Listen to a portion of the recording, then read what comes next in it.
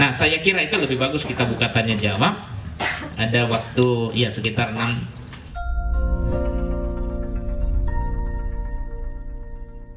Tadi ada materinya setelah sholat itu sujud itu kan Assalamualaikum warahmatullahi wabarakatuh. Begini, kalau kita tidak bisa mengatakan itu sesuatu yang tidak ada tuntunan, ya, langsung tanpa ngecek atau nanya pada yang sujud itu, ya, tadi itu sujud apa, ya, oh itu sujud bersyukur terlalu banyak nikmat yang saya dapatkan dari Allah, maka wujud syukur saya adalah sujud, namanya sujud syukur. Ada nggak tuntunannya sujud syukur? Ada. Nah, kalau itu tidak ada masalah, ya. Kemudian sujud apa lagi yang di luar sholat itu? Sujud tilawah. Nabi SAW sedang membaca ayat, ya. Kemudian terdengar Nabi SAW ketemu ayat sajadah. Lalu Nabi dan diikuti sahabat, kemudian sujud bareng-bareng. Jadi tidak harus ayat sajadah itu diucapkan pada saat atau dilakukan pada saat dalam sholat. Ya, kadang di luar sholat itu pada saat kita ngaji, ya, sedang ngaji di sini ketemu ayat sajadah, ya, kemudian kita langsung sujud saja, ya. Tapi tentu cari tempat yang aman. Nabi SAW pernah mendengar ada sahabat yang pokoknya bencinya terhadap Islam luar biasa, ya, kemudian terdengar oleh Nabi SAW si fulan meninggal. Apa yang dilakukan oleh Nabi SAW? Ya, karena ini penantang Islam nomor 1, beliau sujud langsung ketika mendengar si fulan itu meninggal. Ya, itu sujud apa? Sujud syukur. Artinya musuh Islam itu sudah ini. Tapi lihat-lihat juga tempatnya. Kalau mendengar ini sedang di ring road, ya jangan sujudlah kalau di ring road nih, ya. Ya, Anda bisa menemui orang yang Anda syukurin itu. Jadi gitu ya. Baik. Jadi ada tuntunannya, makanya tapi apakah itu boleh terus-terusan? Nah, ini yang jadi masalah. Tidak ada sujud syukur untuk terus karena nikmat itu juga itu kan, tapi karena perasaan orang ini ya tapi rata-rata dia hanya ngikut aja, ngikut melihat contoh ada yang sujud kemudian dia ikut sujud, ya, tapi sebaiknya tidak terus menerus karena ini menimbulkan pertanyaan, ya. Baik, monggo. Di masjid kami begitu selesai salam, bahkan kadang juga menjadi imam itu membaca bukan istighfar tapi dengan keras itu alhamdulillah. Apakah hal ini bisa dibenarkan atau tidak? Karena akan menjadi contoh bagi jamaah yang lain. Nuwun. Assalamualaikum warahmatullahi wabarakatuh. Ya, istighfar saja setelah salam. Assalamualaikum warahmatullahi wabarakatuh. Assalamualaikum warahmatullahi. Kemudian tenang, astagfirullah, astagfirullah, astagfirullah. Ya, kalau misalnya menyebutkan alhamdulillah, saya harus buka kitab lagi. Apakah ada tuntunannya untuk mengucapkan alhamdulillah setelah salam? Ya, saya harus buka lagi, tapi saya belum menemukan aja, belum loh ya. Ya, bukan berarti tidak ini. Ya, kalau saya itu saja, istighfar saja. Ya, jadi tambahkan, walaupun dalam sholat itu sudah banyak permohonan ampun yang kita ucapkan ketika kita sholat. Ya, tapi diulang lagi astagfirullah. Itu menunjukkan lemahnya kita sebagai manusia. Kadang kita sudah tahu ini sebagai dosa, tapi tetap aja kita lakukan. Naudzubillah min dzalik. Gitu gimana? Ya. Ada yang lain? Ada di tengah soft, kemudian mau keluar dari barisan, sedangkan di samping belakang depannya itu penuh.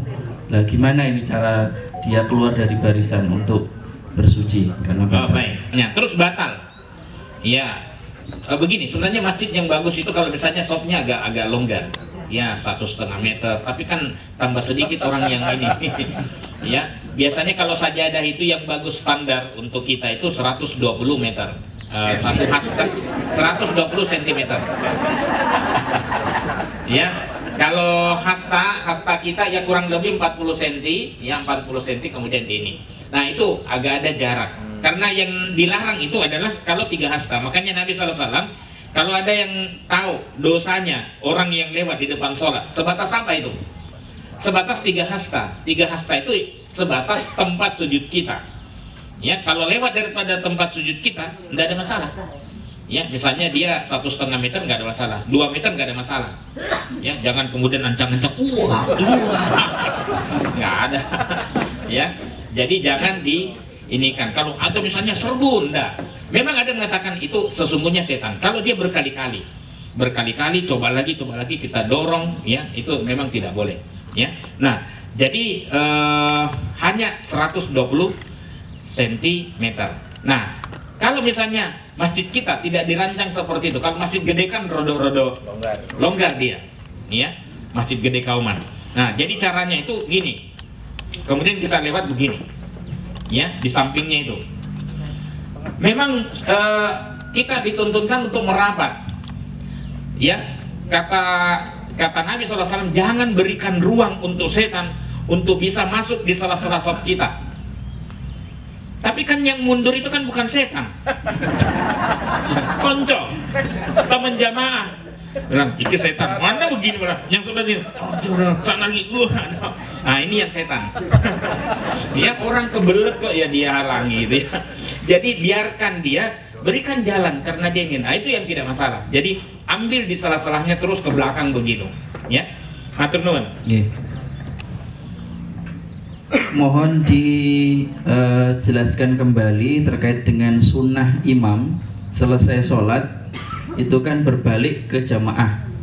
Nah, itu waktunya kapan, Ustaz? Waktunya kapan harus berbalik ke jamaah, menghadap ke jamaah, terus kemudian kembali lagi ketika berdoa biasanya kemudian menghadap kiblat lagi. Nah, itu bagaimana dasarnya dan waktunya kapan? Setelah sholat balik jamaah kemudian balik lagi ke kiblat untuk berdoa. Memang tidak begitu rinci disebutkan, tetapi kalau kita misalnya melihat, nah itu yang saya lakukan. Astagfirullah, saya tetap menghadap ke depan karena itu kan permohonan doa. Astagfirullah atau yang panjang saya ini kan kadang yang pendek. Astagfirullah saja, saya tidak pakai al-azim kebetulan, ya, karena saya tidak menemukan astagfirullahaladzim itu titik gitu, enggak. Kalau astagfirullahaladzim alladzi la ilaha illa huwal qayyum wa atubu ilaik memang ada hadisnya. Ya, tapi saya lebih sering memilih astagfirullah alladzi la ilaha illa qayyum wa atubu ilaik. Itu masih berdoa kepada Allah. Makanya saya menghadapnya ke arah kiblat. Kenapa Nabi SAW kalau berdoa itu dia berupaya untuk menghadap ke arah kiblat. Nah, setelah itu zikir-zikirnya, nah, Allah mantasalam masih berdoa. Setelah Allah mantasalam wa minkas salam, tabarak tayyadzal jalali wal ikram, baru saya menghadap ke balik kanan, ya, balik kanan atau balik sekaligus menghadap, ya. Nabi SAW kadang balik kanan, ya, kadang Nabi SAW menghadap ke arah jamaah, kadang Nabi SAW menghadapnya ke arah kirinya. Jadi memang ada hadisnya. Intinya Nabi SAW memperhatikan jamaah. Nah, tapi lebih sering mana? Lebih sering sebelah kanan. Ya, jadi menghadap ke kanan, lebih sering ke kanan. Makanya sahabat itu untuk presensi biasanya dia mengambil yang bagian arah depan, kemudian sebelah kanan. Karena diperhatikan oleh Nabi SAW. Mana sih ini? Kok tidak datang? Nah, gitu. Ditanya, oh sakit Nabi? Ya, Nabi SAW nengok. Ya, makanya Pak Arif itu monggo kita nengok jamaah yang sakit dan kita doakan gitu. Itu luar biasa itu. Ya. Nah, jadi gitu ya, lebih sering ke sana. Jadi kapannya setelah zikir-zikir itu. Ya, sekali lagi tidak ada hadis yang menuntunkan doa Allahumma antas salam wa minkas salam wa ilaika ya'udus salam. Ya, itu tidak ada. Wa ilaika ya'udus salam tidak ada hadisnya. Yang ada malah yang pendek itu.